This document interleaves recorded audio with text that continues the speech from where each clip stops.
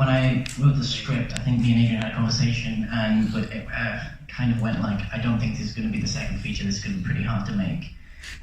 So I wasn't 100% sure it would be. But some of my favourite films kind of deal with this, similar issues like Taxi Driver and Punch Drunk Love. So I knew I wanted to make a movie like that and go into somebody's head, and I just so happened to have a family member that had the superpower. Great. And what was the process from then on? When was that you first started thinking about this idea? And I'm interested what your process with Adrian is as well, if you want to speak to that. It's pretty much cinema script. It's like, we can't afford that. That's pretty much the process. Here you go, Adrian. Well, I think any script that Craig puts in front of me is always a challenge, and this was a challenge. You know, effectively, so it's about depression. Oh, great. But actually, of course, it's pretty easy to recognise the warmth and love that was in that character, and the family dynamic was pretty enthralling. But I sort of certainly recognised that we had a responsibility to the subject matter, a big responsibility. You know, the story you saw there was very much part of Craig's life, and while I respected that, we also had to know that it was doing justice, and we were being responsible to the condition that was portrayed there. So I suppose one of the things I did was bring in somebody who actually knew that we were talking about, and you probably maybe saw up there Professor Paul Fletcher, who's kind of got so many letters after his name, but he's a professor of psychiatry at Cambridge University, and we worked pretty closely with him, and he was incredibly supportive and quite effusive about how we captured, or Craig had captured, the condition of schizophrenia. So that was a challenge which, on the face of it, we had to sort of navigate this very, very subtle voyage between entertainment, laughter, and sympathy, and understanding and compassion for those characters. So at times it's quite a difficult route to navigate. At times it's a bit excruciating. At times I find it very funny. But one or another, it has opened a window to that particular condition, and one that has been endorsed from people who know what they're talking about, in a way that I hope transcends to an audience and has led to a better understanding of that condition. And talk me through your creative choices in terms of reflecting her various mental states, in the colours in particular. Yeah, well, I like the idea of, this phrase of feeling blue as being down or sad, and I thought that blue would be her colour, so that when she comes off medication in the movie, she starts off in kind of an eggshell outfit, I suppose, very beige. When she's on medication, and then when she comes off, her superpowers come through, and the movie is filled with blue, like the end, and good old Ricky Nelson singing it.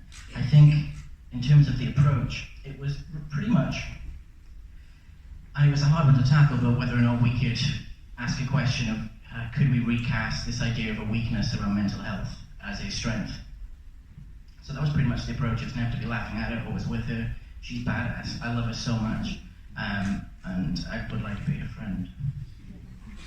There's that line about making friends with your depression or something. Is that something you wanted to achieve through the film? Look, I think I've certainly had anxiety throughout my life, and as soon as you face it and shake hands with it and know that it doesn't have to beat you, then for sure you can make friends with it. And did you write it for the actors, or at least for Sally, and at what point? And how much did you put into the development of the project? Yeah, it was for Sally. Wrote the script, sent it to Sally. She was one of the first people to read it. She read half of it and said she would do it, and I was worried she'd read the second half and not. But she had a lot of input. We rehearsed for a hell of a long time. Well, at least for a good bit of time. You don't normally get much rehearsals. And yeah, all the the nuances and the mannerisms. It's from her. She's a master of the And did the script change much throughout that process of her being confirmed, or? It actually didn't. It didn't change too much. I don't think in terms of structure, we couldn't afford to change it really. Like, yeah, we just had to go with what we had. Yeah, she sort of she made the character her own. I mean, it's based on somebody, but she absolutely made Jane her own character. It was a time when she maybe couldn't do it, and we just weren't going to make the movie. Talk to me about shooting on film, both of you. I remember we had a conversation probably a few years ago about this. I haven't done a film for 8 years, shot on film, and last time I did it, we ended up with a huge scratch in one of the Nick rolls, and Beautiful. I thought, you know, oh God, thank God that's gone. And then I met Craig. And he started off, you know, this was a relatively low budget film, and he said, I want to shoot on film, and I went, oh yeah, he'll grow out of it, it'll pass. But he basically went on and on about it. And we started to do some tests. First of all, we shot on Super 6, we did some tests on Super 16 and started to fall in love with the medium again. Even on Super 16, it suddenly had a richness and a texture that you don't get digitally. And then somehow we shook the tin and found enough money to do it on 35mm. And I have to say, I'm reconverted. I love it now, and like Craig, I'm in his church now. There's many reasons to shoot on film. How long have you got?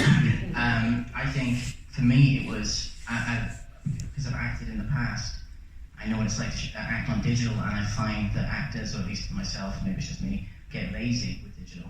Because you know you can go over and over again, you can stop and you can redo it, but with film we had about 2 or 3 takes per shot. We couldn't really go over that because we couldn't afford it. So the actors, as soon as you hear that film, that money going through it, the crew, the actors, everybody steps their game up. And then you get magic. And also, it felt right for if you're on the pretentious answer, that we're dealing with a protagonist that's dealing with the fallout of a chemical reaction, so it felt right to capture it with a chemical reaction. Also, thank you very much, Graham, for the projectionist. Thank you very much for that. That was wonderful. Were there any challenges, though? I mean, you strike me as someone who is incredibly detail-orientated as a director, but did it maybe push you even more into that discipline because you knew you had to, during prep, be so on it, or was there any challenges shooting on film? Just getting to shoot on film. A lot of people don't want you to shoot on film because it's expensive or more expensive. But I think it depends. If you're Mike Lee, it might be very expensive if you don't know what you're actually going into the day with, and it's all improvised. But I think part of the fight for it was that I storyboarded pretty much everything in my head, and all the detail was there. I'd spent about 2 years prepping it in my room, so I knew exactly what I wanted, and that's film helped. So, I mean, in some ways, this is a personal film, and Justin you obviously starred in it. It was in your hometown, and is that a through line for you? And whether it's shooting in Wales, or do you feel like what's next for you will be personal in the same way, or you're not sure yet? Well, the net film isn't really personal, is it, for me? No. And Aidan's like, don't talk about it. I don't know, the first film I acted in it, and I'm happy I did, but it felt like me getting a lot of influences out, and getting that out of my system. I feel like I found my voice, so it feels nice now, and I've got to relate to it in some way, or I can't tell the story. But I feel like with any story that I want to tackle, I need to go into it not understanding what it means, so that I can at least come up with an answer by the end of it, so my time isn't completely wasted. So I can also ask the right questions at the end of it, or different questions. And is it the same with the action roles you select, or is it a very different kind of thing that you want to do? Oh, I'll take anything I can get. Any jobs, please. And when you're kind of in prep and in production, I think, what is that like?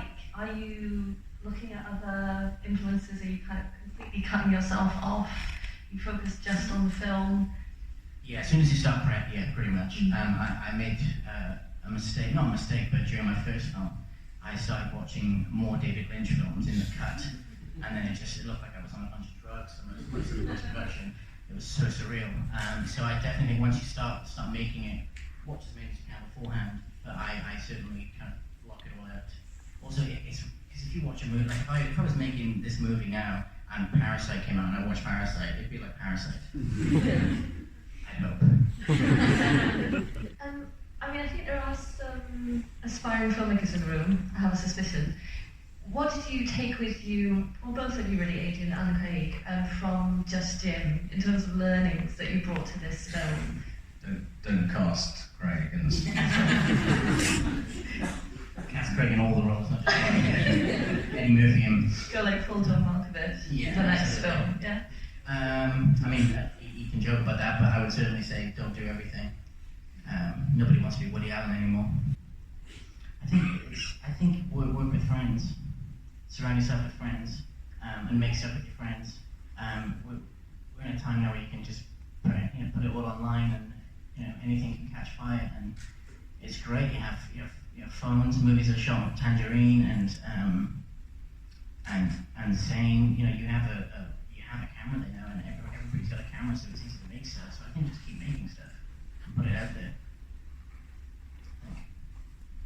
Yeah, I'd say also, if you can, get involved in the IP of the project. I mean, it is a fast track to getting perhaps where you want to go. It's not so relaxed with camera and sound and things like that, but in terms of making films, as whether it be as an editor or whatever, is if you can creatively hook up with other creative beings, other creative souls, and create a relationship even before you've started to make the films.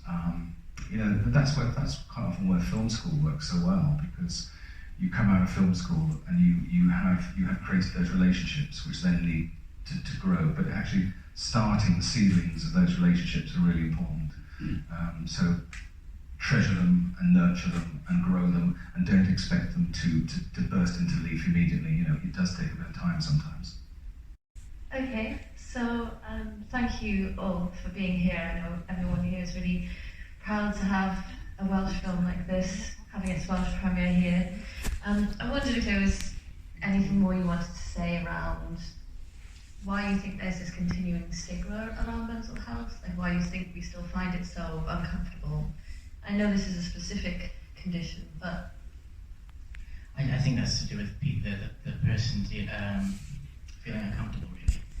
As to what they do. I just felt that growing up with Superwoman, the laughter seemed to be sometimes the best medicine for it. Like, she would say some things and they would be out there, but as a family we would laugh with them and she would laugh with us, and that gets you through the day sometimes, laughing. Great, thank you everybody. I think that's us done.